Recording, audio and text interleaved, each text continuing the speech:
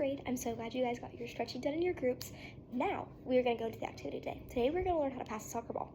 So, between a yoga ball and a soccer ball, which one do you guys think would be easier to kick? I'm going to give you a few seconds to think about that. Today, we are going to learn how to kick our soccer ball, where our foot is supposed to go on the soccer ball, and how to properly do it with a partner. Now, who has ever played soccer in here? At this point, I would pick a student to demonstrate for the class, and I will explain how they properly kick the soccer ball. Now, I want you to turn to a person next to you and explain one thing that they did. They could be their foot, how their hips were turned, how they kicked the ball, anything you see. Now, since y'all got to talk about that, we're gonna break into groups and get started. Okay, so now that y'all got to talk about that, we are going to break into groups of 8. I will count you off, and then when I call your group number, you're gonna go to your designated group place in the gym, and I have numbers laid out next to each group. We're all broken up into our 8 groups.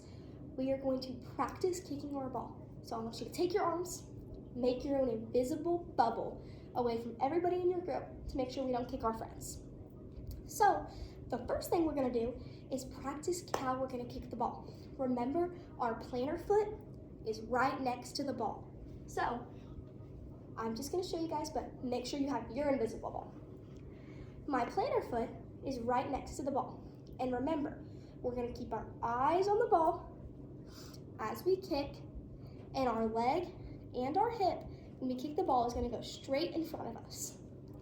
But make sure that your hips and your leg is facing your partner when you kick it, because that's where we want it to go.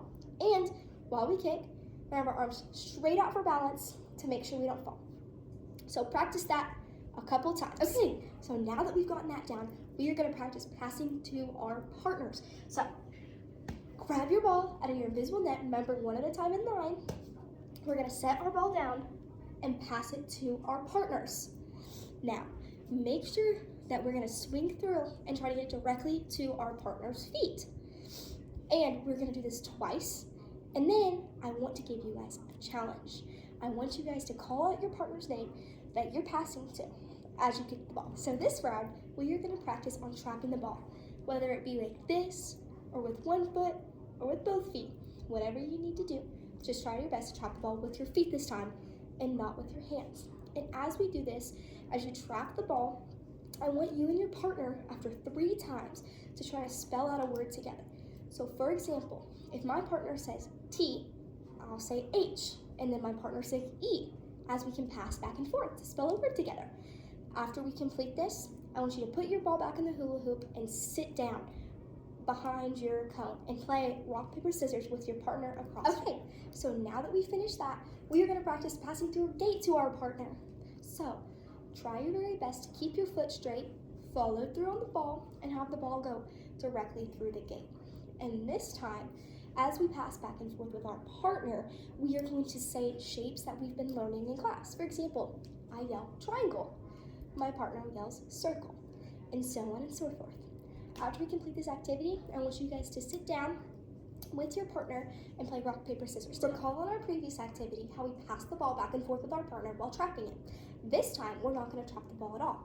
We're gonna try our hardest to pass back and forth with our partner with the ball continuously going. If our ball goes out of the way, that is okay. We can go grab the ball and try again.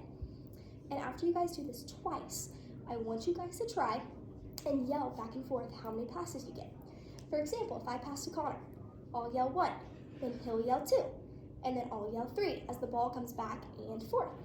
And then after we complete this, I want you guys to sit down, back on your pockets, behind in line, and you're gonna play mirror freeze with your partner across from you until everyone in your group is done. So today we learned how to successfully pass the ball and receive it with a partner. We also learned how to keep our eyes on the ball and to kick with the inside of our foot, and how to stop a ball with our feet. And just a few things that we practiced today. What do you guys remember about what we talked about or you guys saw in the lesson? I'll give you a minute to think about it. I want you guys to share with your partner next to you what's a few things you learned about, and I'll call on a few students to learn with the class. I'll give you guys a few seconds to do that. Between tonight and our next class, I want to give you guys some homework. If you have a soccer ball at home, practice kicking it against a wall outside. If you don't have a soccer ball, that's okay. You guys can use a balloon or a pair of socks and practice kicking it through a doorway. During our next class, we will practice kicking with a partner as soon as we get here. We'll do this until I blow the whistle, and then we'll clean up and meet up front again.